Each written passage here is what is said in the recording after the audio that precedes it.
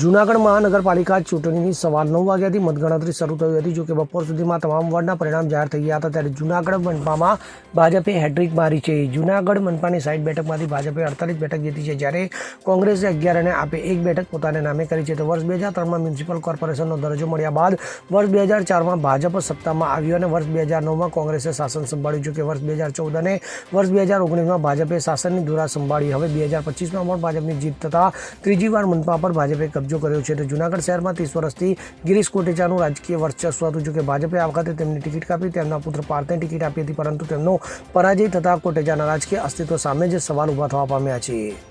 Bureau report, CN24 news. હવે જુઓ દેશ દુનિયાની તમામ ખબરો તમારી આંગળીના ટેરવે. ઉઠાવો મોબાઈલ અને Google Play Store પરથી ડાઉનલોડ કરો અમારી CN24 ન્યૂઝ મોબાઈલ એપ.